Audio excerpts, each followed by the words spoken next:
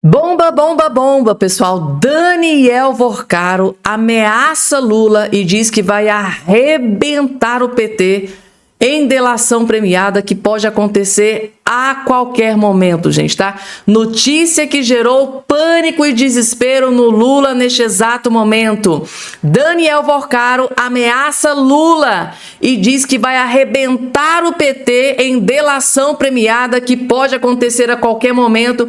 É a bomba atômica que acabou de explodir em Brasília neste exato momento. E além dessa informação, acabou de explodir um escândalo dentro do governo Lula, que foi o último prego no caixão das intenções do Lula em se perpetuar no poder, gente, tá? E acabou de vazar um plano do Lula, do PT, da esquerda, para tentar derrubar o Flávio Bolsonaro. É um plano, gente, tá?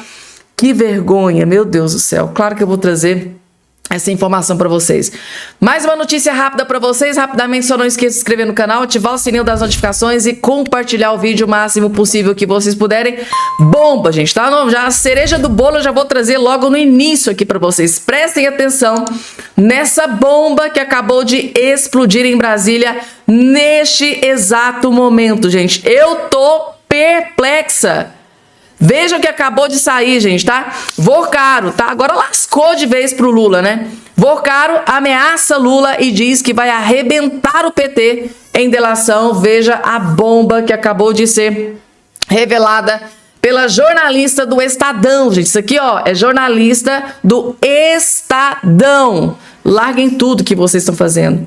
Assistam com muita atenção. O Lula deve estar desesperado aqui com essa notícia. Uma de delação do fim do mundo na Praça dos Três Poderes. Para sair da prisão, o dono do Banco Master, Daniel Vorcaro, já negocia uma colaboração premiada. E de acordo com informações que chegaram ao Palácio do Planalto, ele pretende puxar o PT e o governo Lula para o escândalo. Até agora, as falcatruas do Master atingiram em cheio o Supremo Tribunal Federal, além de políticos e presidentes de partidos do Centrão. Respingaram ainda no ministro da Casa Civil, Rui Costa, que era governador da Bahia à época da expansão do banco. Mas interlocutores de Vorcaro asseguram que os negócios na Bahia não envolveriam apenas a venda da empresa baiana de alimentos, a EBAL, e o cartão para servidores públicos com desconto em folha de pagamento, chamado Cred Sexta. Por essa versão, haveria vários escândalos que se conectam, tendo a lavagem de dinheiro como pano de fundo. Eu conversei com o ministro da Casa Civil, Rui Costa, que me disse o seguinte: a minha preocupação com esse assunto é zero. De qualquer forma, Rui Costa está ciente de que a artilharia agora será dirigida para as conexões do PT da Bahia com o empresário Augusto Lima, ex-sócio do Banco Master.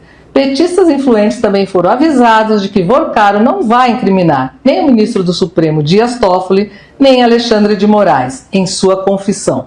Diante disso, restariam a ele dois caminhos: ou apontar o dedo para senadores, deputados e até governadores ligados ao Centrão e ao ex-presidente Jair Bolsonaro, ou mirar o PT para acertar o presidente Lula nesse ano eleitoral. Advogados próximos ao ministro André Mendonça, relator do caso Master no Supremo, afirmam, no entanto, que uma delação light direcionada para atingir um campo político e poupar o outro não será aceita. Nesse caso, não adiantaria Vorcaro desbastar a denúncia, tirando personagens relevantes da cena do crime, porque todos os dados serão cruzados com as investigações feitas até agora pela Polícia Federal. Na outra ponta, ministros do Supremo avaliam que Lula e o PT entraram numa gincana com bolsonaristas para ver quem ataca mais o tribunal. Nessa toada, dizem que políticos de A a Z descobriram que bater no Supremo dá voto. Mas não é só isso. Ameaças de delações para todos os gostos tiram o sono de políticos e magistrados e abalam a Praça dos Três Poderes. Há um clima... gente, segundo aqui, tá, colunista, né, jornalista do jornal Estadão, o Daniel Vorcaro. Qual que é a ideia do Daniel Vorcaro, gente, tá? É blindar ministros do STF, tipo Alexandre de Moraes, Dias Toffoli, porém, ferrar com Lula e aliados. Essa seria a ideia.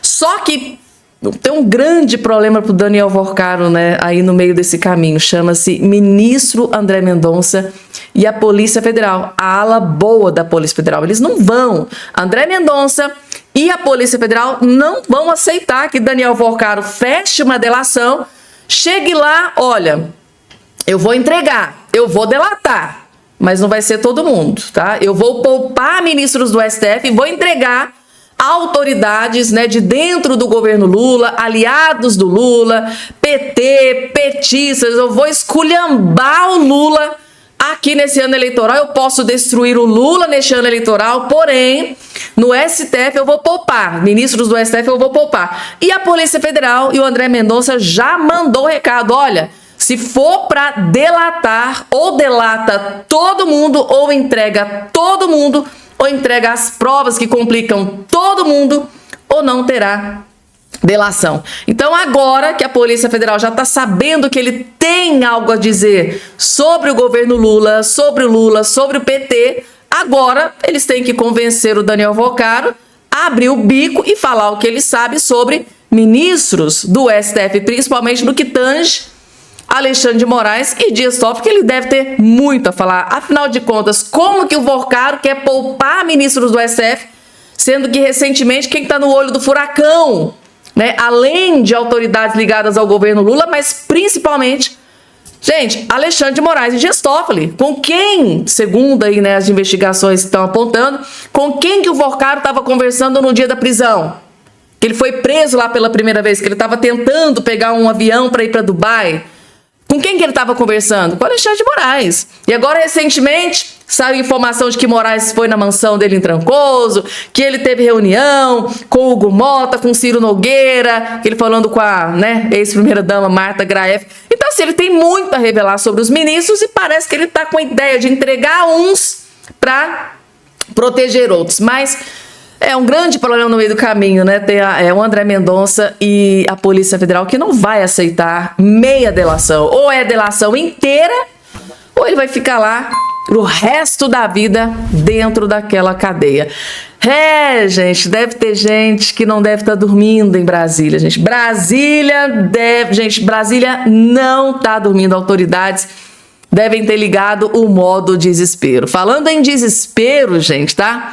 Vejam só a bomba que a Marina Helena, o escândalo. Calma, gente, tá? Que eu vou explicar logo em seguida. Tem uma matéria que eu vou trazer para vocês que vocês vão ficar estarrecidos.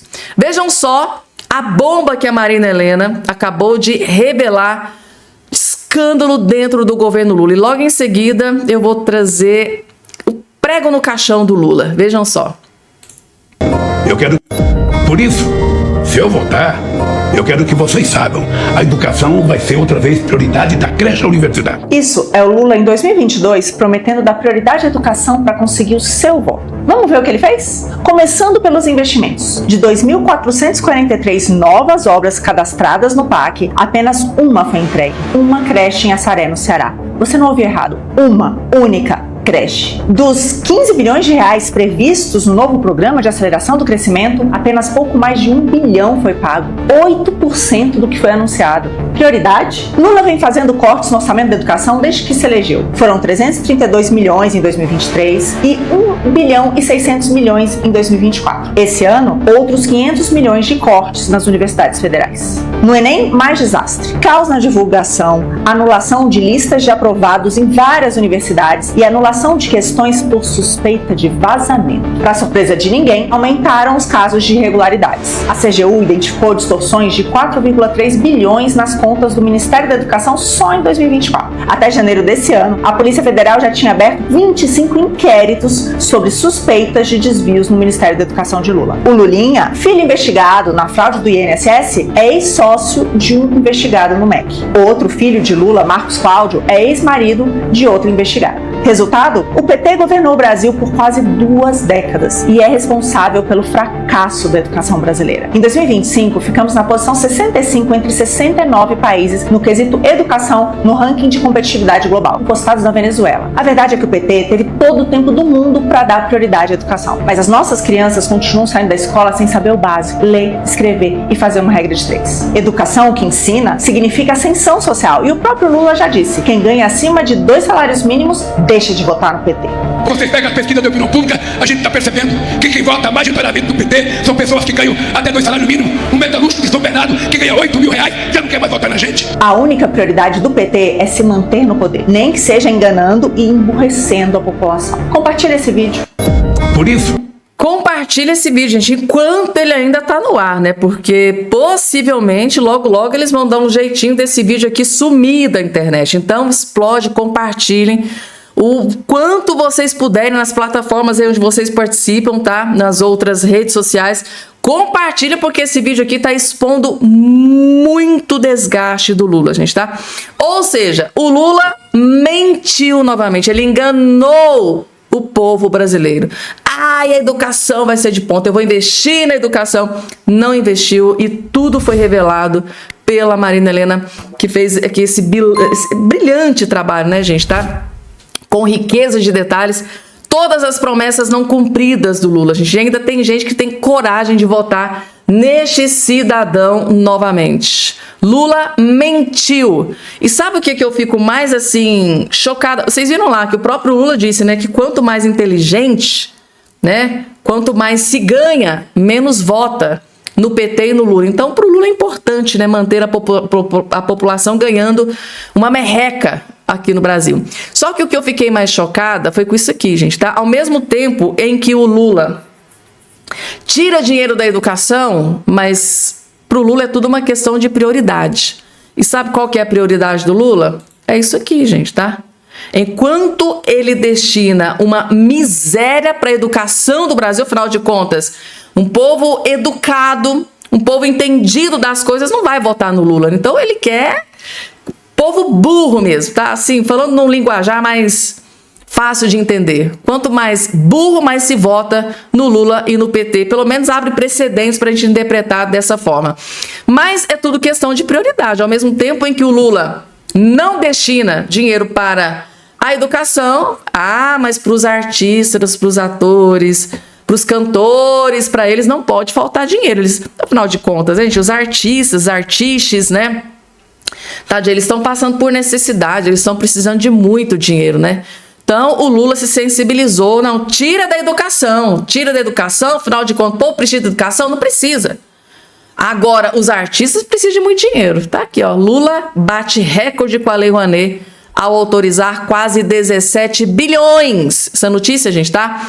É de dezembro de 2024. Lá em dezembro de 2024 saiu a notícia de que o Lula autorizou, ele separou 17 bilhões de reais para os artistas da Lei Rouanet. Afinal de contas, os artistas, né, tá passando por dificuldade, tá passando fome, tadinho.